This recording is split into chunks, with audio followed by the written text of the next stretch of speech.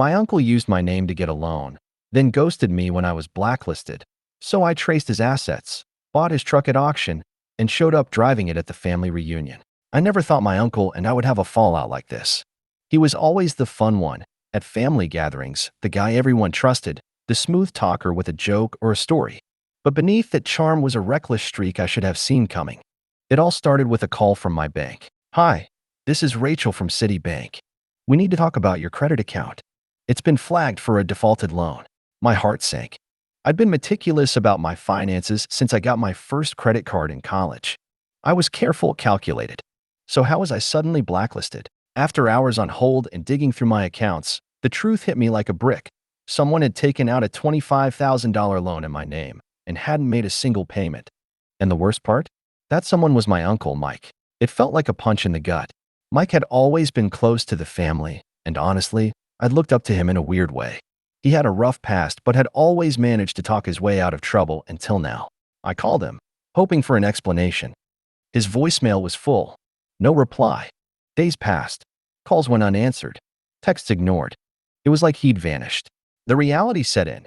I was on the hook for a loan I never took. My credit shredded, my reputation on the line. When I tried to fix it, lenders looked at me sideways. "You're blacklisted," they said bluntly. My credit score tanked. My car insurance rates spiked. Every future I'd been planning, buying a house, starting a business, felt like it was slipping away. And Mike? Nowhere to be found. That's when the anger hit. It wasn't just about money. It was betrayal. It was the fact that he used my name, my good standing, as a free pass, and then ghosted me when things got real. It felt personal, like a betrayal of trust that cut deeper than the financial damage. I wasn't going to just sit and take it. I started my own investigation. I knew Mike had a pickup truck, a beat-up old Ford he bragged about at every barbecue.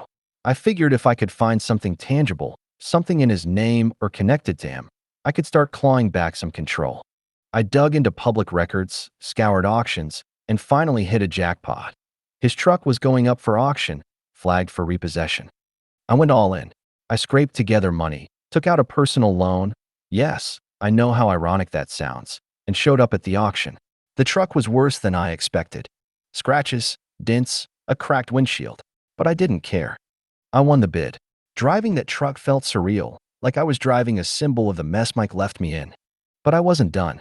The family reunion was coming up, the one where Mike always played the charmer, the center of attention. I had a plan. The day of the reunion, I pulled up in that old Ford. Heads turned. Whispers started. Mike was there too, smiling like he owned the place. When he saw me, his smile faded. I walked over, leaned on the truck, and said, "Hey, Mike. Fancy seeing you here. I brought your ride."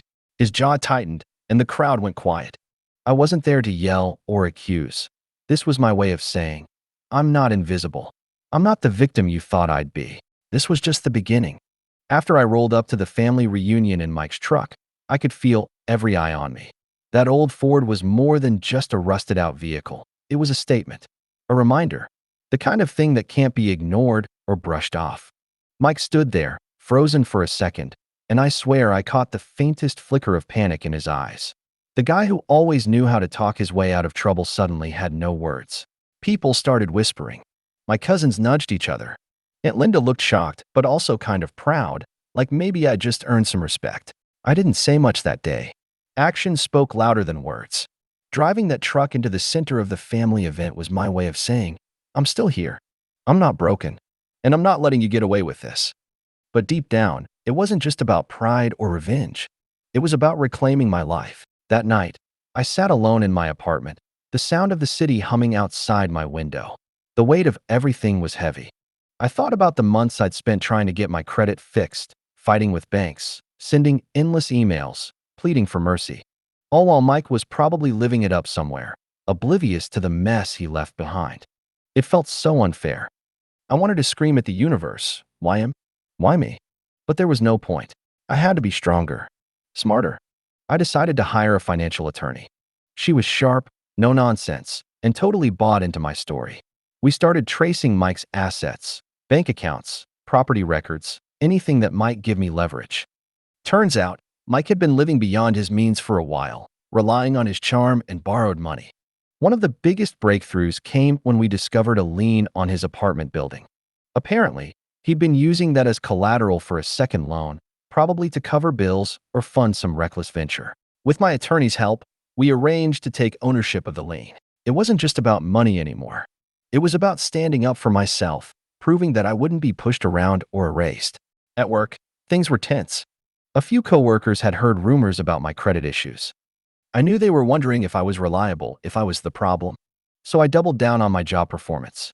Late nights, extra projects, volunteering to lead meetings. I was on a mission to prove that I was more than a credit score. Meanwhile, Mike stayed silent. No apologies, no explanations. I confronted him once in a family group chat. "Why, Mike? Why me?" His response, a shrug emoji and a "life's tough" message. That's when I realized he didn't care. He never had. The anger bubbled beneath the surface.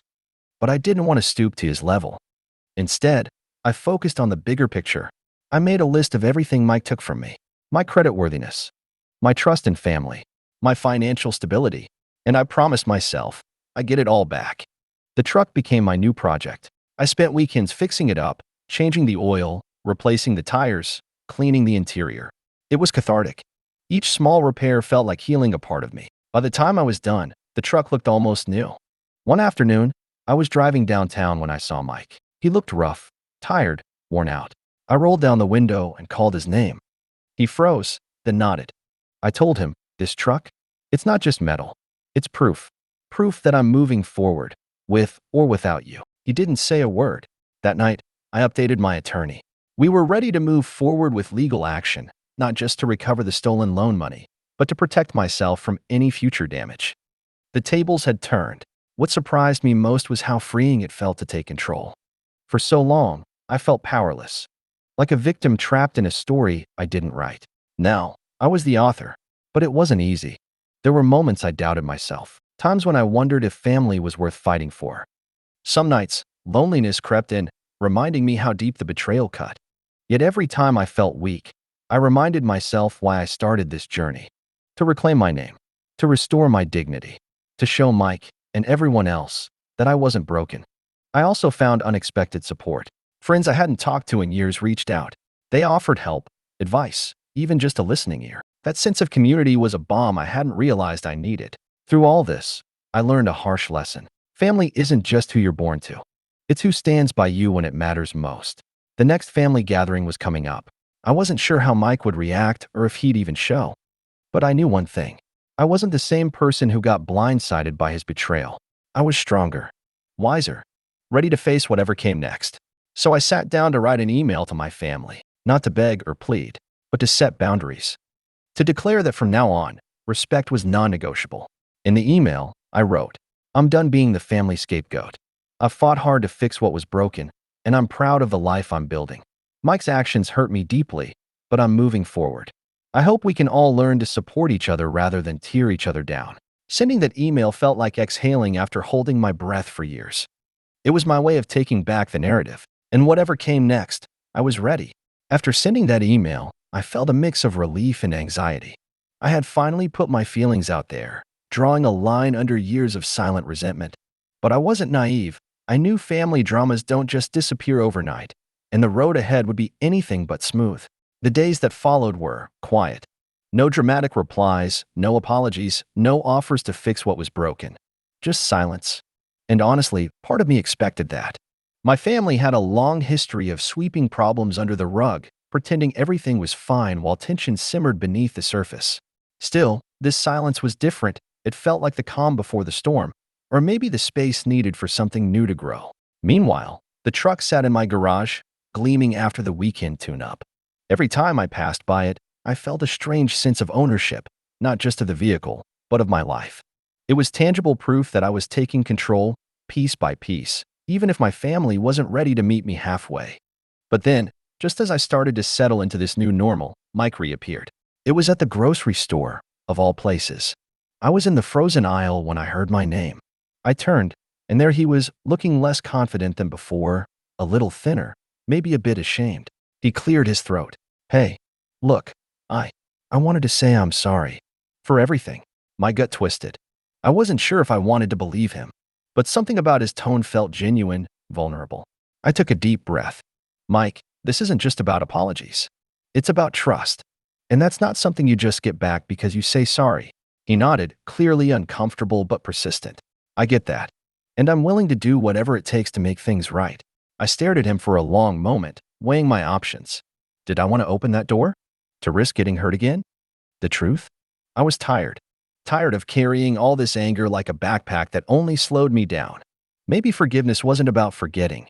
It was about freeing myself. So, I said, okay. But if this is going to work, you need to be honest. No more lies, no more hiding. He agreed. And that was the start of something neither of us expected, a slow, awkward rebuilding of a fractured relationship. Over the next few weeks, we met a few times in neutral places, coffee shops, the park, trying to talk things out without the weight of the past crushing us. It wasn't easy. There were moments when old wounds reopened. Arguments flared. Harsh words slipped out. But there were also moments of understanding. Glimpses of the brother I wished I'd known all along. One afternoon, Mike opened up about his struggles, losing his job, spiraling debt, the pressure to keep up appearances. I was scared, he said quietly. I thought if I just disappeared, maybe the problem would go away. I could see the shame in his eyes. And for the first time, I felt something other than anger.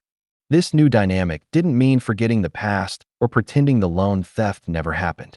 It meant recognizing our shared humanity and deciding to move forward with honesty. At the same time, I kept pushing to rebuild my own life. I tightened my budget, paid off debts, and rebuilt my credit score step by step. I even started volunteering at a local financial literacy program, hoping to help others avoid the mistakes I'd made. It was empowering, turning my pain into purpose. But not everything was smooth sailing. At family gatherings, there were still awkward silences and side glances. Some relatives were openly skeptical, whispering behind my back. "You're too soft," Uncle Joe said once. "Family doesn't work like that." I didn't let it get to me. I learned the hard way that sometimes the strongest thing you can do is walk away from toxic expectations. In fact, I started setting firm boundaries. When Aunt Linda tried to guilt-trip me about family loyalty, I calmly said, "Loyalty means respect, and I'm not willing to sacrifice my dignity for anyone." I could see the surprise in her eyes. The truck became a symbol in these moments, not just a reclaimed asset, but a reminder that I was no longer powerless. I even gave it a new nickname, the Comeback.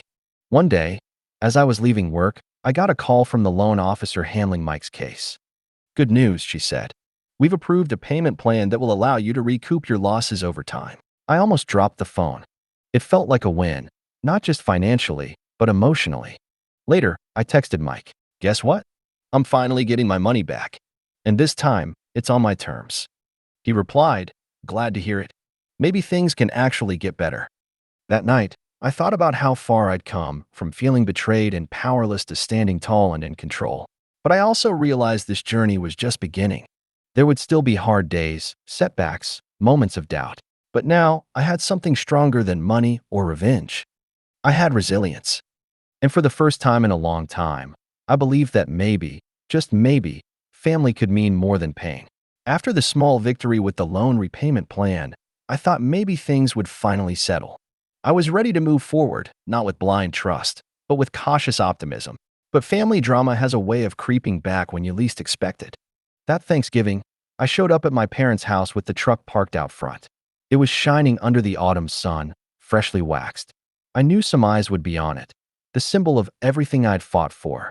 Inside, the atmosphere was tense. My parents exchanged awkward glances when I walked in, and my siblings barely said hi. I wasn't there to fight. I was there to be present, but I could feel the walls going up. Dinner started out polite but stiff. Then Aunt Linda, who had never liked me much, started in. "You really think showing up like this is going to change anyone's mind?" She sneered. "We all saw how this went down. You made a scene." I took a deep breath, feeling the old familiar knot of frustration tightening. "Showing up isn't about changing minds," I said calmly. "It's about showing that I'm still here, standing on my own." The room went quiet, and I could see some relatives shifting uncomfortably. Then my dad, who'd been silent so far, finally spoke. "We're your family," he said. "But sometimes you have to accept that family isn't always fair." I wanted to scream. After everything, after the loan, the blacklisting, the years of silence, that was the best he could say? Instead, I held back. "Fair or not," I said, "I'm done letting things happen to me because of other people's mistakes." That night, I couldn't sleep. The weight of those words stayed with me. Family loyalty, I realized, wasn't some automatic bond you could rely on. It was something you earned, respected, and protected. And if my family couldn't meet me halfway, then maybe it was time to stop bending over backwards. The next morning, I decided to set some new boundaries. I called Mike first. "Listen," I said, "I want us to build something better, but I can't let old patterns drag me down. No more ghosting. No more lies. We need honesty, or it's not worth it." He agreed. Then I texted my parents. "I love you, but I can't be part of this cycle of hurt. If you want me involved, we need respect and truth." No response. That was fine. I was used to silence. Weeks went by. I focused on work, my community volunteering, and rebuilding myself. I even started dating again, cautiously. It felt like a new chapter, one where I was the author, not a footnote. But then, the family drama found me again. One afternoon, I got a call from my younger sister, Emily. "I'm sorry about everything," she said, voice shaking. "I know I didn't stand up for you before. Can we talk?" It wasn't the apology I expected. It was better. She opened up about the pressure she'd felt to choose sides, the guilt she carried for staying silent. We talked for hours about pain, mistakes, and hope. For the first time in years, I felt something real between us. This wasn't a clean fix, but it was a start. Because family wasn't just about blood, it was about connection, however messy. Meanwhile, Mike and I kept rebuilding. We set up weekly calls, talked about our goals, our setbacks. He was trying. I was trying. At work, things were going great. The business was growing. The truck was my daily reminder that I could turn setbacks into comebacks. I even hired a financial advisor to help me manage the repayment plan, so I wouldn't get burned again. One day, as I was leaving the office, I got a text from my dad. "Can we talk?" I stared at the screen, heart pounding. Was this the breakthrough I'd been waiting for? Or another disappointment? I took a deep breath and typed back. "When and where?" We met at a local diner. The conversation was tentative at first. Dad admitted he'd been wrong to dismiss my feelings and that he was proud of what I'd accomplished. "I was scared," he said quietly. "Scared of losing control, scared of change." It wasn't a perfect moment. There were still cracks and unspoken tensions. But it was progress. That night, I sat in my apartment and thought about everything, the betrayals, the fights, the small victories. I realized that reclaiming my life wasn't just about the money or the truck or the grudges. It was about reclaiming my peace. And peace, I learned, didn't mean forgetting the past. It meant learning from it, setting limits, and choosing where to put my energy. The truck, the comeback, was more than a symbol. It was a daily reminder that I was no longer a victim. I was a survivor. And no matter what my family said or did, I'd made my own path. One built on resilience, honesty, and finally, respect. After that diner conversation with Dad, things didn't magically turn into a perfect family sitcom. But it was a start, a crack in the wall that had kept us so far apart for so long. I realized, though, that healing a family isn't a sprint. It's a marathon. And sometimes you have to decide how far you're willing to run. The weeks that followed were a balancing act. I was still careful, guarded, testing waters that had been icy for years. Dad would text sometimes. Mom was quieter but didn't shut me out completely. Emily and I talked regularly, rebuilding our sister bond that had been bruised but never fully broken. Mike had become a solid presence in my life, too. We worked through the mess, not pretending it wasn't there, but refusing to let it define us.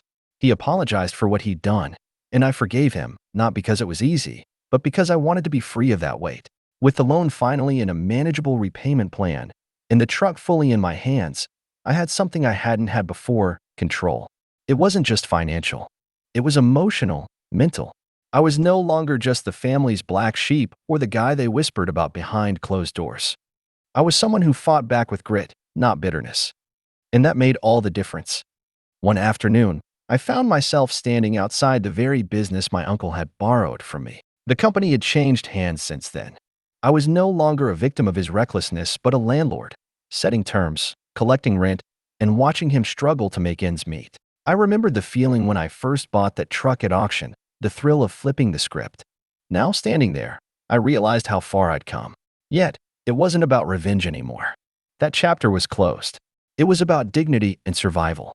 Back at home, I framed the letter confirming the loan repayment agreement, putting it on my wall next to the photo of the truck. Those were my trophies, not of cruelty, but of resilience. Sometimes I catch myself thinking about the past, about all the moments I wish someone had stood up for me, the times I doubted myself. But I've learned that self-belief is the hardest thing to earn, and the most important. I started mentoring young entrepreneurs, especially those from tough backgrounds, reminding them that no matter how stacked the odds, they could reclaim their stories. Because I know how it feels to be underestimated, ignored, or used. At the next family reunion, I showed up, not with a bulldozer or a truck, but with a calm sense of who I was. I wasn't there to prove anything or humiliate anyone. I was there to be me.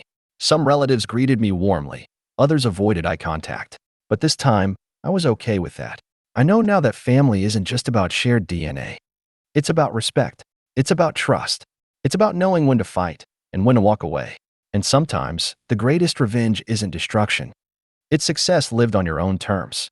Looking back, the pain of being betrayed, of being blacklisted, of having my name dragged through the mud, it shaped me. But it didn't define me. I'm still rebuilding every day, still learning to trust. But I'm doing it with my head held high. And if my uncle or anyone else tries to cross me again, I'm ready. Because I've built my foundation on more than anger. I've built it on strength, on wisdom, and on an unbreakable will. So here's my message to anyone out there feeling like the underdog, the forgotten one. Your story isn't over. You can take back the pen. You can rewrite your ending. And sometimes, that's the best kind of justice there is.